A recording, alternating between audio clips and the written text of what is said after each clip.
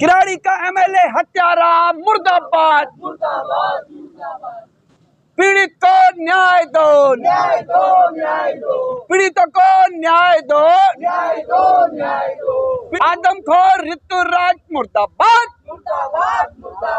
आदमखोर किराड़ी का एमएलए ऋतुराज मुर्दाबाद,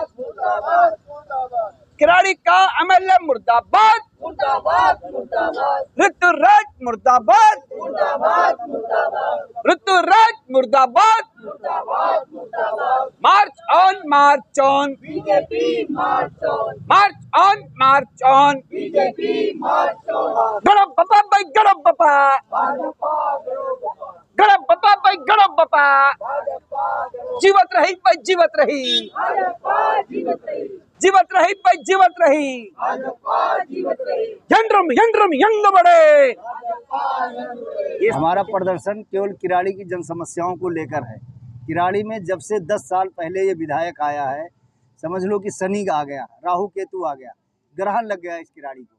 ऐसा ग्रहण लगा किराड़ी को कि किराड़ी वाले उबर ही नहीं पा रहे हैं उस ग्रहण से। इतनी मौतें हो रही लगातार पानी में डूबकर, ऐसा कभी सुना था किसी ने?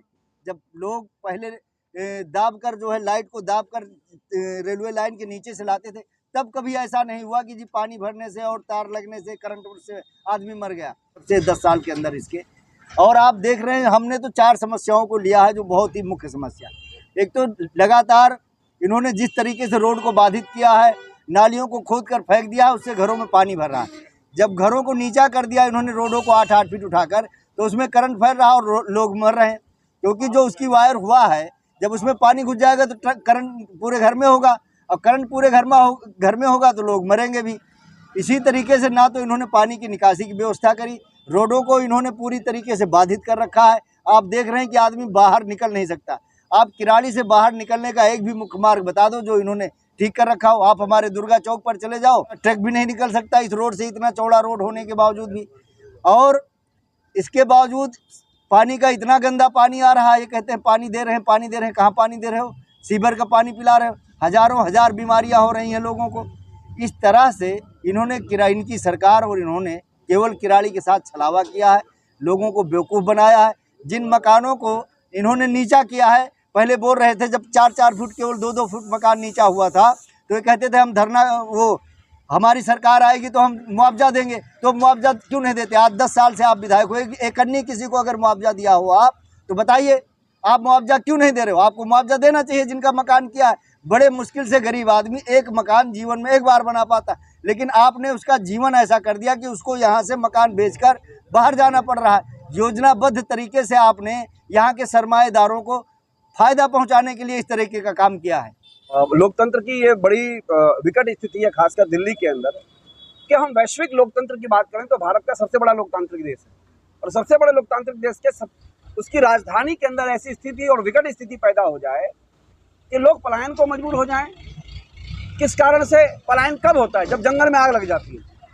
तो इस किराड़ी रूपी विधानसभा के अंदर विकास के मामले में जो आग लगी, जिसका सीधे सीधे जो इसका जिम्मेदार है, यहाँ का लोकल जो झटके का एमएलए है ऋतुराज, वो इसका जिम्मेदार है।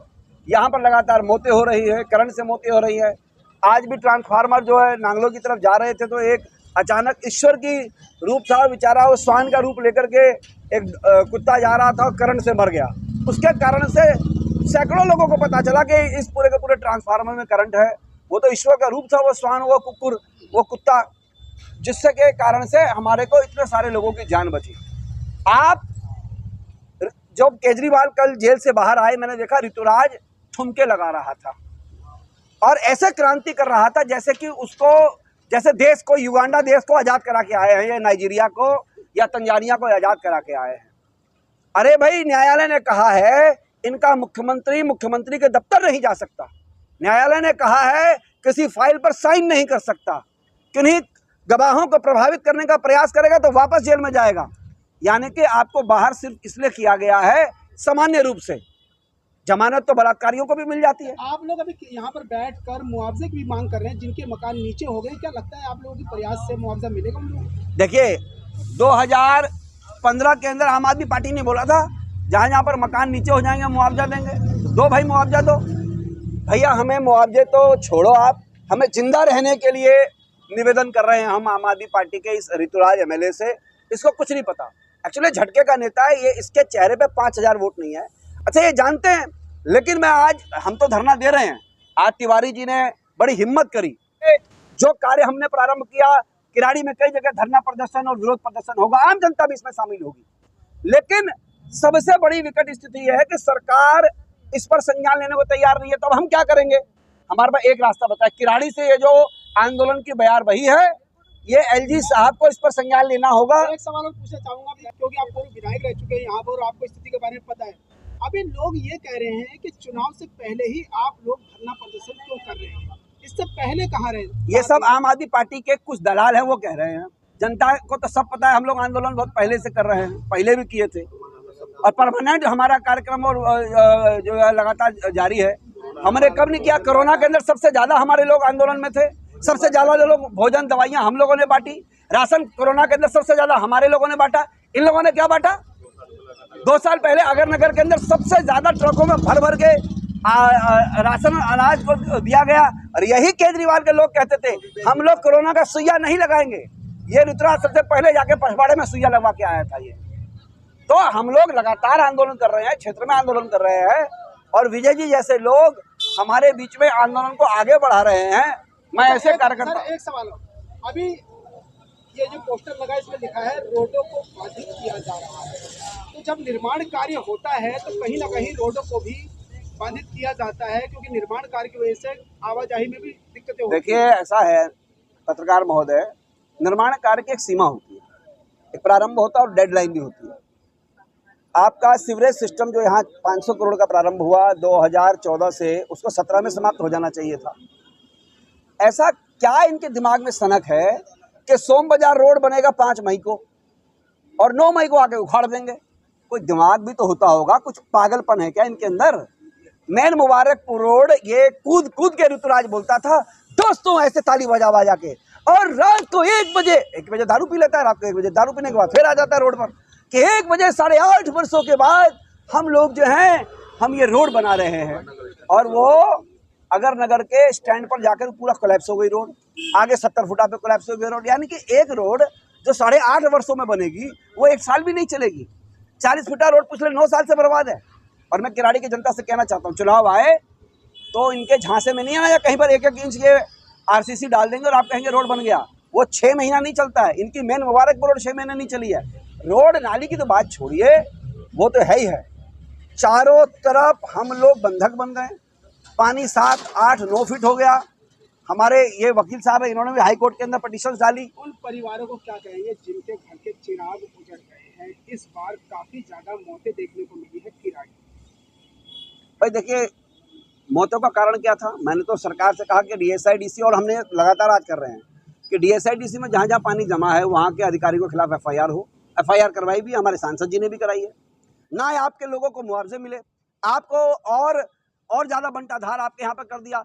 किराड़ी के अंदर जितने भी धार्मिक स्थल है, चाहे मंदिर हो या मस्जिदें हो या गुरुद्वारे हैं, बताइए कहीं पर स्थिति कोई बेहतर बना गई हो? हर बार आप लोग पोस्टर पर लिखते हैं कि इतनी मौतें हो गई हैं, उसका आंकड़ा आपके पास कहाँ से आया? क्योंकि बहुत सारे लोग कह रहे हैं कि ये सिर्फ बनावटी आंकड़ा तो आपके पास भी है। सारी मौतों को आप भी कवर करते हैं।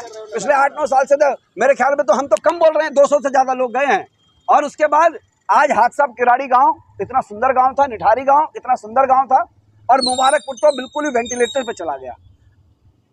निठारी गांव के अंदर कल 7 फीट का आम आज का सांप निकला है, 7 फीट का, स्कूल के अंदर। ये स्थिति है यहाँ पर। मैटरनिटी गायनी हॉस्पिटल के अंदर लोग इलाज नहीं कराने जा रहे हैं। एडवोकेट अश्विनी त्रिपाठी। आज हम लोग भारतीय जनता पार्टी के सभी कार्यकर्ता यहाँ पे धरने पे बैठे हैं, इस आदमखोर विधायक के खिलाफ बैठे हैं। आज 10 सालों से आज किराड़ी विधानसभा चारों तरफ जलमग्न हो गई।